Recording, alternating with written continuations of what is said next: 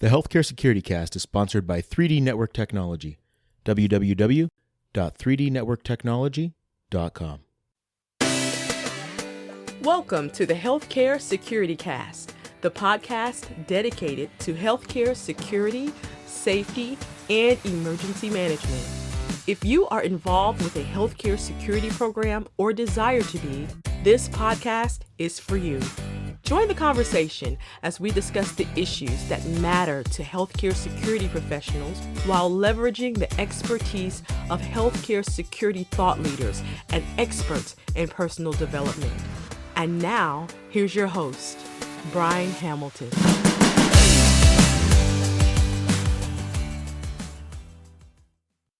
Welcome to the Healthcare Security Cast for Saturday, April the 25th, 2020. I'm your host, Brian Hamilton. Before we get into the show, I'd like to highlight some upcoming events. In light of all the COVID-19 related event cancellations and rescheduling, there are two events I'd like to share.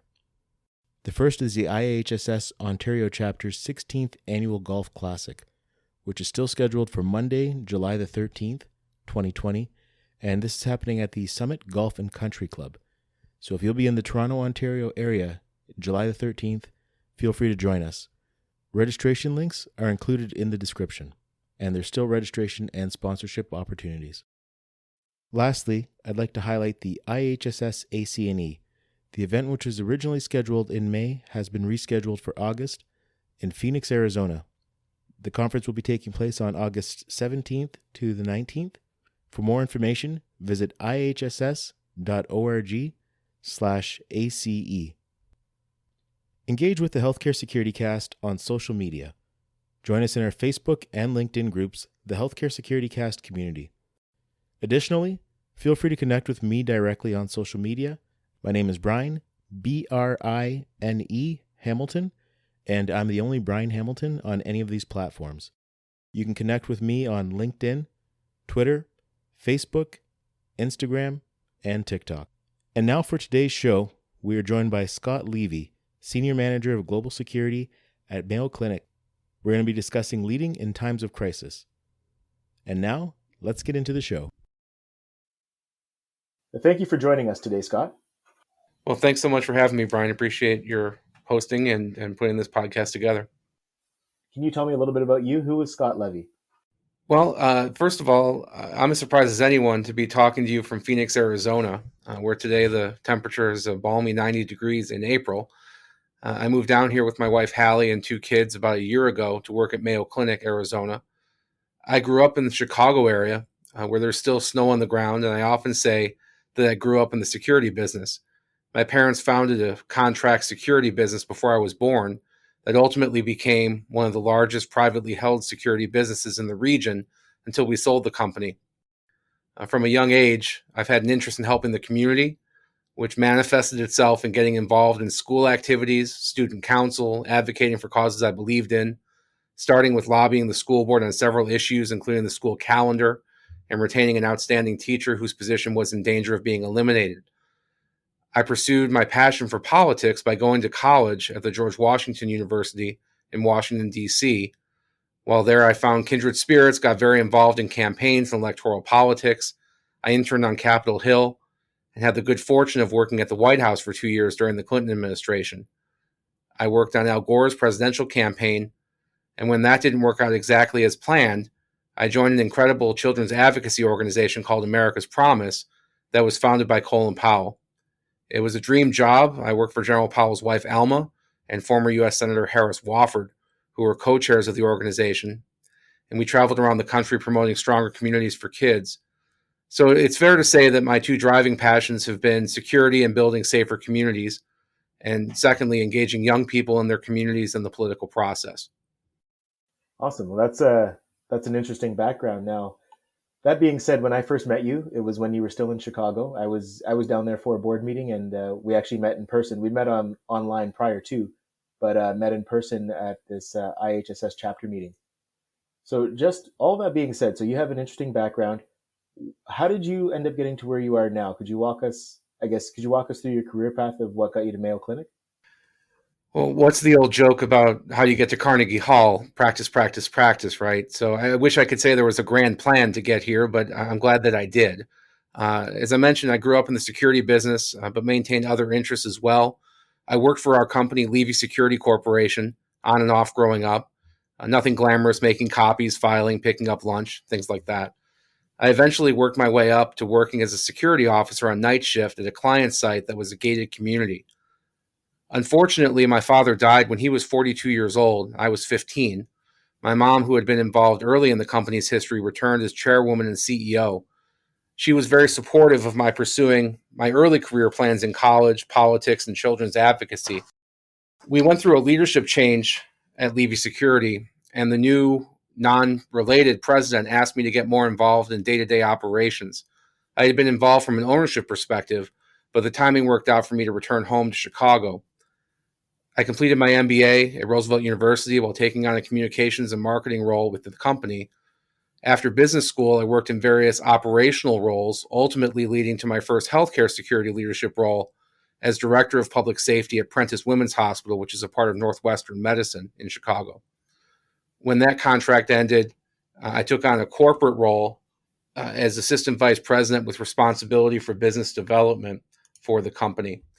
With the increasing consolidation within the contract security industry, our family ultimately decided to sell the business, and it subsequently has gone on to be sold again twice since then.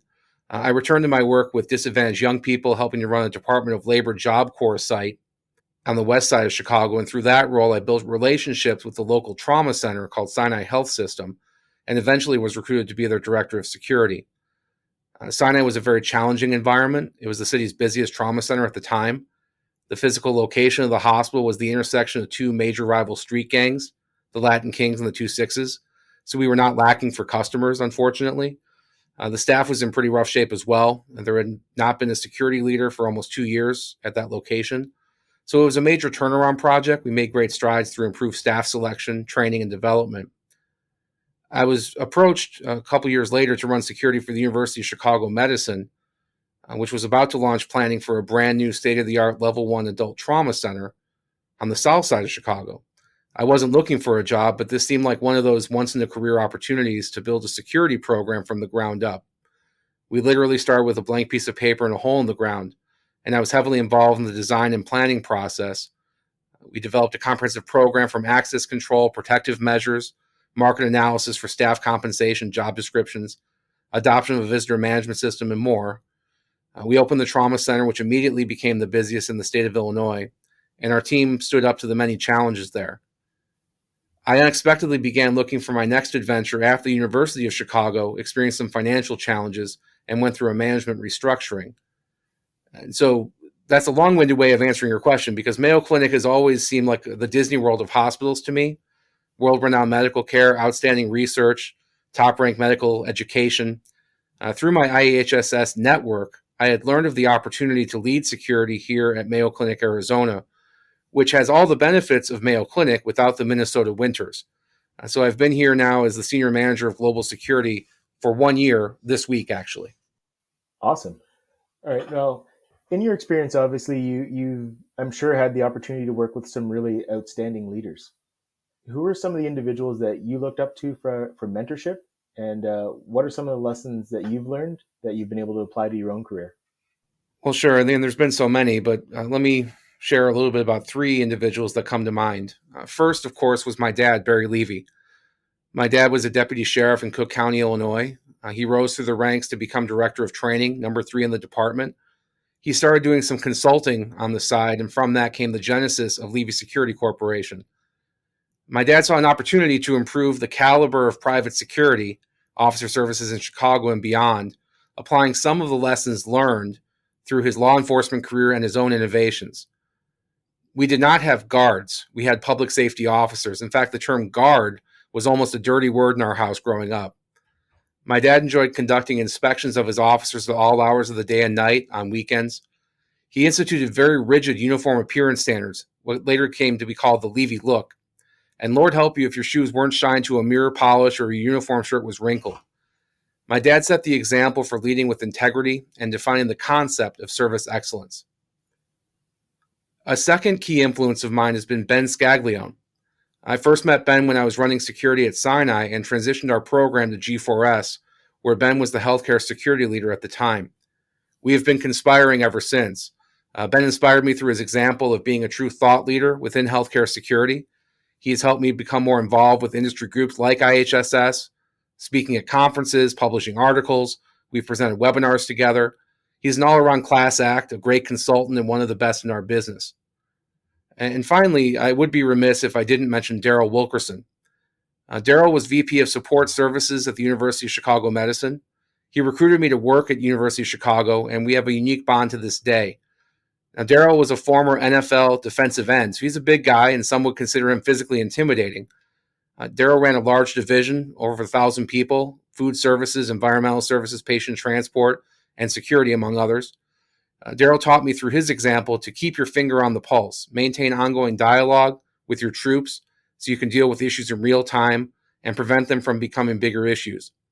It wasn't unusual to start my day with 4 o'clock a.m. emails from Daryl or my reaching out to him at inconvenient times to keep him apprised of an incident. Daryl modeled the concept of managing by walking around, and he was in constant motion. He made me a better leader. So those are three key people over the course of my life and career that I certainly think about when I think about mentoring and some of the lessons learned. Wow. Now, one thing that you mentioned in there as well was leveraging your IHSS network in order to find this opportunity. So I guess I'll just park there for a minute and ask, why did you first join IHSS, and how has being an active member actually impacted you? Well, it's interesting because my early introduction to IHSS wasn't that impressive, actually. I was in one of my early hospital security roles and was looking for ways to improve my officer training and network with other area hospitals. I found out about IHSS, was excited to join and get involved. I found out that the organization was actually headquartered outside Chicago in the suburbs at the time and was surprised that I'd never heard of it before. It turns out that the Chicago chapter was pretty much on its last legs at the time and was very vendor heavy. So every event seemed like an extended sales pitch, and there wasn't a great balance with practitioners. Ultimately, that chapter disbanded because there really wasn't a lot of momentum there. Fast forward several years, and Colin came in as the new executive director for IHSS. And early in her tenure, she reached out to me and others and made a priority of building relationships with Chicago area hospital security directors and began discussions of relaunching the Chicago IHSS chapter with headquarters support with a strong focus on useful content and practitioner education. I was working at Sinai Health System at the time and was in the midst of bringing in G4S as the contract security provider. I mentioned Ben Scaglione. He was with G4S and was a board member of IHSS nationally at the time. So I started getting involved both nationally and locally, building a lot of good relationships with colleagues like Alan Butler, Lisa Terry, Ray Gerwitz, and so many others. And when I was at U Chicago Medicine, I set the goal for the department to achieve 100% IHSS certification, and we achieved that, including the program of distinction recognition. And so to me, it's all about sharing knowledge and best practices. It's about the people and maintaining relationships. We don't have to reinvent the wheel. Someone out there is dealing with the same challenges and has come up with innovative solutions. I look forward to the annual conference every year now, scheduled for Phoenix this year, unfortunately postponed, hopefully until this summer, when we can all get together and really catch up and focus on carrying our industry forward. So that relationship and the organization being part of IHSS has certainly become a crucial part of my career arc in healthcare security. Excellent. Now, since the rest of our discussion is going to focus mainly on leading during a time of crisis, and obviously leadership, there's lots of different philosophies out there and differing at times or conflicting ideas of what leadership is. So just for the context and purposes of our conversation, could you define leadership from your perspective for us? I've had the good fortune of working with many different leaders over the course of my career, both in public service and security, and come across a few thoughts, and kind of quotes and maxims that I tend to follow. John Maxwell has said that a leader is one who knows the way, goes the way, and shows the way. And in simple terms, leadership is directing, guiding, or coaching others to achieve a common objective. I've always favored more of a guiding and coaching approach. If I have to start issuing orders, we probably have bigger problems to deal with. So I'll never ask my officers to do something that I have not or would not do. Some of my team were initially surprised to see me responding to restraint calls or suiting up in PPE at the COVID testing drive-thru here at Mayo Clinic, but that's who I am. That's where I come from. I'm a hands-on leader. I want to help bring others along. I believe that if you're going to achieve excellence in big things, that you develop the habit in little matters. Colin Powell, who I mentioned I had the good fortune of working with, him and his wife early in my career, has said, quote, "The leadership is solving problems. The day soldiers stop bringing you their problems is the day you have stopped leading them. They've either lost confidence that you can help or concluded you do not care. Either case is a failure of leadership," end quote. So, those are some of the thoughts that come to mind as I think about leadership and how I try to model my own roles as a healthcare security leader. Excellent. Now, one of the things that you touched on as well, and where I kind of want to go with this, is how you're dealing with COVID-19. Now, when I had spoken with you a while back, you were one of the earlier ones who adopted the drive-through centers that you mentioned. Now, I understand that you've been doing that for a bit now. What are some of the challenges, lessons learned, or innovations that have helped you address the COVID-19 challenges? Well, sure. Our team has been involved from very early on in the overall COVID-19 response plan. Hospital Incident Command System was stood up, and I serve as the security branch director here for our HICS team. One of the main initial challenges was access control and visitor management. Mayo Clinic, like many hospitals, was designed to let people in, not to keep people out. So there were some physical security issues, like certain entry doors being programmed to open at certain set opening times. Certain lobbies were typically not staffed by security, but by volunteers. As the crisis grew, our volunteer services program shut down for their health and safety. So operations were ceased, and we needed to identify who could staff those lobbies, who can make sure that we can keep those areas covered. We also established more stringent visitor restrictions and screening requirements. So the initial ask of security was not feasible while maintaining our day-to-day operations in the hospital. So we worked with administration to limit the designated number of entry points and mobilize additional personnel from our labor pool to support screening activities. It was important to me that we had a security officer present at each of these entry points, especially as we went to a no visitor policy. The drive-through testing was another interesting aspect to this. Mayo Clinic was one of the first to offer the drive-through testing in the Phoenix region, and being Mayo Clinic, decided to do it in a big way. We actually opened 2 testing sites 20 miles apart at our Phoenix and Scottsdale locations on the same day. This essentially popped up over a weekend with RVs, tents, and creating vehicle lanes with rope and barrels, and a pretty chaotic environment to develop a very high-quality program pretty much overnight. We staffed these testing sites with both our security team, and we brought in off-duty law enforcement to assist with traffic control and any issues that came up.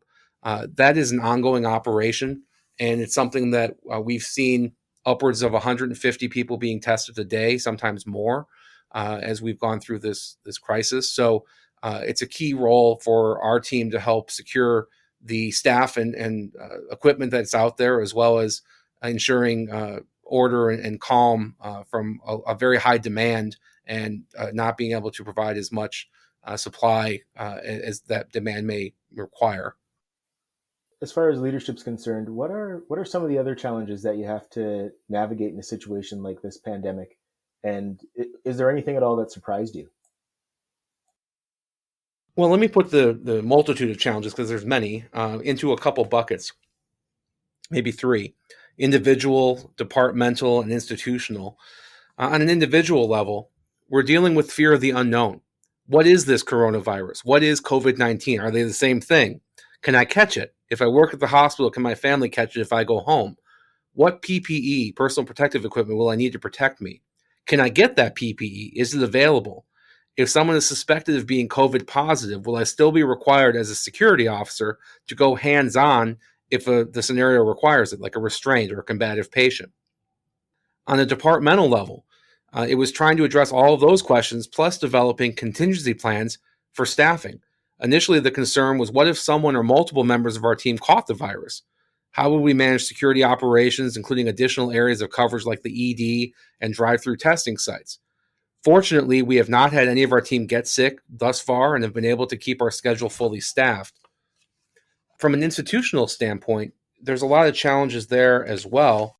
It's what I call magic closet syndrome. Most of the time, security has to fight for whatever resources we can get. In a crisis, including this one, hospital administrators can sometimes develop amnesia about that and believe that security has a magic closet, so to say, where we keep unlimited personnel on standby to be deployed. Mayo Clinic's not immune, and early on in the COVID-19 process, we were being asked to cover a whole bunch of things we didn't have the manpower to cover sustainably. So we had to have a reality check and work with leadership to understand the priorities to identify workable solutions. And we have. But so I think that, what surprised me through all of this is really what we've seen, the continuing duration. I think it wasn't clear early on as to the duration, how long this would continue, and now what the projections are looking like to continue through the summer and perhaps beyond. So I think taking the approach of being a marathon, not a sprint, which it certainly started as, where there was significant action on the front end, but we're seeing that we need to build some infrastructure to be able to maintain this over this next period, and hopefully with the continued social distancing and using the appropriate masks and all of that, we're going to see enough bending of the curve so that we will ultimately be able to eliminate or at least significantly downgrade this crisis. Right. And actually, there's one thing I wanted to ask you about in there. You talk about PPE for your security staff. Have you done anything unique or different around providing PPE? One of the concerns that I've heard pop up a few times is, what happens if the PPE gets knocked off while you're dealing with somebody who, who's tested positive? Have you taken any enhanced measures to ensure that this doesn't happen, or at least minimize the risk? Well, I think the first thing is trying to make sure that our officers and all of our personnel are fully equipped and have redundant capacity, meaning that if you typically would carry, gloves in your glove pouch, that you have more than, one set. If you're carrying, all of our officers are wearing masks full time and carrying backup masks, not just for themselves, but also if they come across a patient or a visitor that's attempting to get in. We're under no visitor policy. But again, whomever they're encountering, even a fellow staff member for that matter, being able to offer up that mask so someone else can put it on is important. So I think it's certainly been important to maintain as much supply as we can. That's challenging for everybody, not just security. Initially it was very difficult, to manage stock of masks and face shields and, gloves and all the associated PPE. But, we've gotten to a point where, we're managing that, working with our supply chain folks and with our team to make sure that everyone is familiar with how to properly put on, to don and doff, how to, where to get resources wherever in the complex they may be. It may not be the security office. It may be on a unit. It may be in a lobby area, and being able to do that. So I think the biggest challenge has probably been in our COVID testing sites, because there our officers and our support personnel are wearing the full suits, the hazmat type suits, as part of the team, because they're in closest proximity to samples and people being tested, and in some cases transporting those who are either suspected positive or known positive, et cetera. So we've spent a lot of time with our infection control and nursing education teams to make sure that our personnel are fully certified, fully trained up. And we had done a lot of that prior to this, fortunately, so this is not new knowledge for most of our folks. But in the midst of all of this, it certainly want to make sure you're taking things step by step and you have access to the resources that you need. Given, I guess, how fluid the situation is, I'm sure there's a lot of things that you've had to adjust to and adapt to as the whole situation progresses. What adjustments have you had to make specifically to lead more effectively during this crisis? Well, one of the smartest things that we did prior to the pandemic was adding management coverage around the clock. When I started here at Mayo a year ago, we only had 2 supervisors on the hospital campus, one on days and one on nights. And this created gaps in coverage between shifts and on weekends where we didn't have any management presence here. So one of my early goals was to rectify this and ensure a security leadership presence 24/7. And that has certainly been of great benefit during this pandemic. As it is, as I mentioned, a marathon, not a sprint. Having my team step up, and a few were pretty much brand new to Mayo when this all started, has been a key to our success. We have two campuses here in Arizona, one at our Mayo Clinic hospital, where I'm sitting right now in Phoenix, and our outpatient campus in Scottsdale. And with patient visits and procedures being scaled back, we were able to redeploy some of our Scottsdale team to help assist on the hospital campus. And so our team has been flexible, working together to get the job done. I think that's really been the key for me, sitting on the Hicks command team, being part of that incident command process. I've tried to be as flexible and transparent as I can. I've been very fortunate to have a very strong team in place, and including some of our newer supervisors and officers that joined us more recently, to be able to share information as we have it. Things have changed, and it's sometimes on an hourly basis, policies and procedures and updates and information. So the key for us has been being able to get that information out quickly, make sure that our team is fully informed of whatever the latest and greatest is, so that we can make our adjustments accordingly and act on the most recent situation awareness. All right, now I'm going to ask you kind of a different type of question. I want you to treat this moment as if you're speaking to Scott Levy 5 years ago. Now, hindsight being 2020, what advice would you offer yourself to prepare for our current reality? Well, I think we always wish we could look in the rear view, and hindsight is often 2020. I think 5 years ago, I was working at a trauma center on the west side of Chicago, and my primary focus there was not on global pandemics. It was on crowd management, access control after shooting incidents, which were very, very common. We had 8, 10, 12 traumas a day, double that on weekends, triple that on holidays. We worked hard to prepare for mass casualties, hazmat, and other scenarios, even in the midst of that, because some of my officers thought I was crazy. Why are we talking about Ebola or SARS or hazmat situations, when we have fairly routinely 100, 200, 300 people trying to storm the castle after a gang shooting or something like this. But that's what we needed to do. Things that seemed alien to the real issues that we were dealing with daily. But I look at that hospital today on the west side of Chicago, and it's one of the epicenters of COVID patients in the city. And so some of that planning that we had done and some of the drills and all of that were crucial. And so I guess, jumping in my time machine, I would, tell myself, yeah, that actually made a lot of good sense at the time. There's never a bad time to be prepared.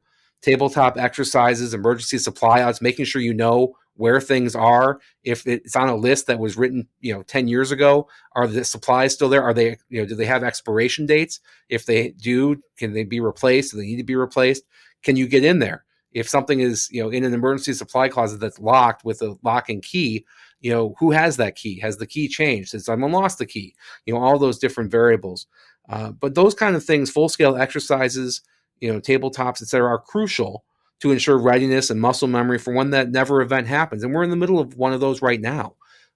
We've gone through and over the course of my career in healthcare security for 15 plus years, we've seen SARS, we've seen, the Ebola, we've seen a lot of these sort of things that never really fully hit our shores. We were always concerned for the one patient, that would land at Chicago O'Hare Airport or Phoenix Sky Harbor Airport in this case, and come in and infect, the rest of the place with Ebola. And so you had isolation precautions and whatnot.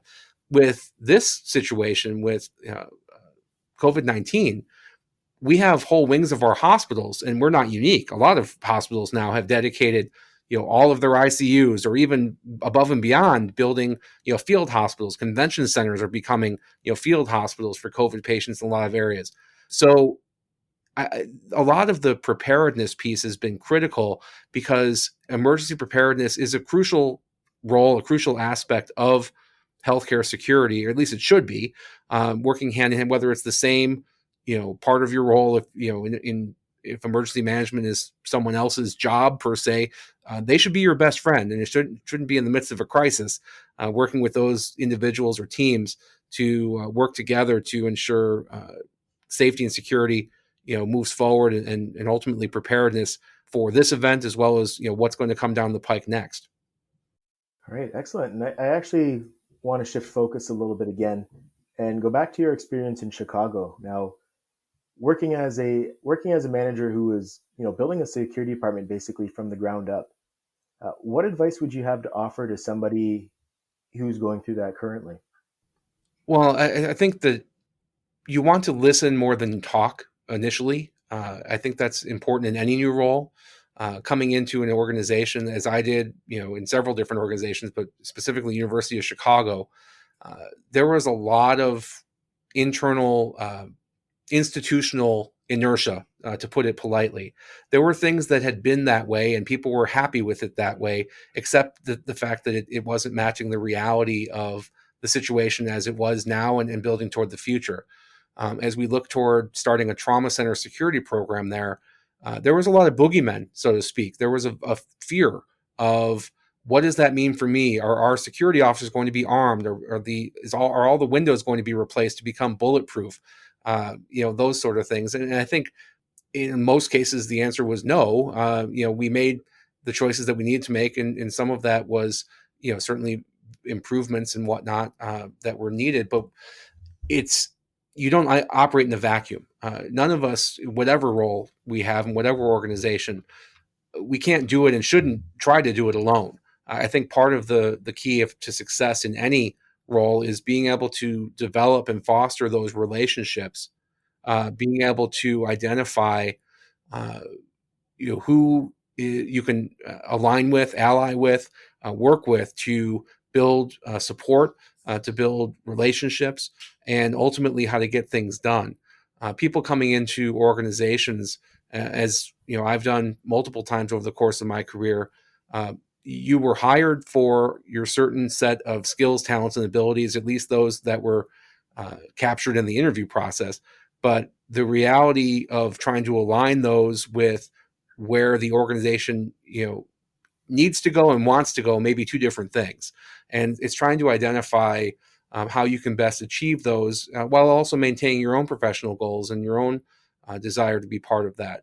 So I've been very lucky to be able to dabble in those playgrounds, so to speak, to get into some pretty sizable organizations, being called on at various points in my career to help turn around organizations, turn around security operations, to help build out security operations, pretty much from the ground up, as we've talked about. And through all of that, I think it's trying to remain true to both your own core values, maintaining integrity, not letting things go on the cheap, or not letting compromising your own values or that of the organization, and maintaining that level of transparency is critical in all of those type of roles and opportunities. Excellent. Now, is there anything you'd like to mention that I've yet to ask you about? Just to say thank you again for having me on the Healthcare Security Cast, Brian. You know what a fan I am of yours. I'm very proud of you for launching this podcast. I've been an avid listener and a fan, as you've had a number of our colleagues on over the course of the past while here.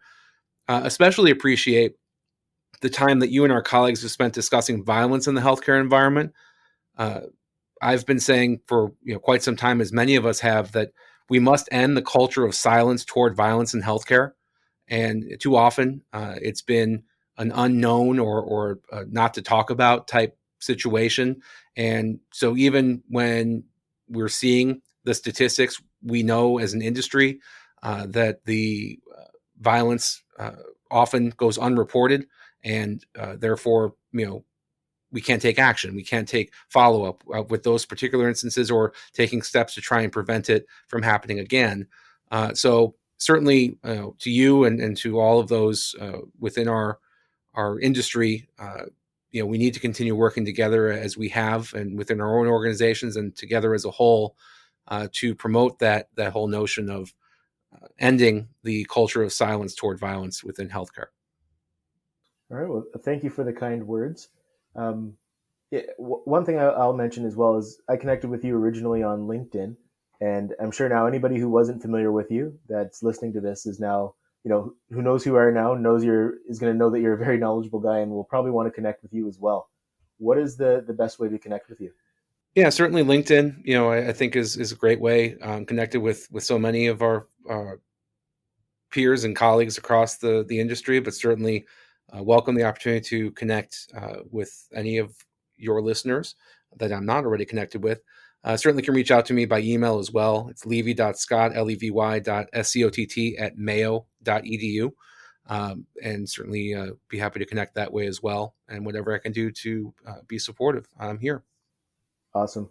Well, one thing I just want to say in closing, and maybe you don't need to hear this from me for sure, but I lost my dad last September at 37 years old, and you mentioned earlier you lost your dad when you were 15. But I think just based on what you're doing and kind of following in his footsteps in a lot of ways, that he'd be very proud to see what you're doing. You've done so much in this industry and just furthering it. So kudos to you for that. And again, thank you so much for making the time. Well, thank you, Brian. That was very kind, and I hope that you're right. But I think that we all have our path to travel, and this is a very interesting and always challenging one. So appreciate being on the road with you, my friend. And this concludes another episode of the Healthcare Security Cast. We'd like to thank our sponsor, 3D Network Technology, and also I just want to remind everyone to engage with us on social media. We do have our Healthcare Security Cast community groups on Facebook and LinkedIn. Also, again, feel free to connect with me, Brian, that's BRINE, Hamilton, on any of my social media platforms. I am on LinkedIn, Twitter, Facebook, Instagram, and TikTok. Thanks for joining us. Until next time, stay safe and take care.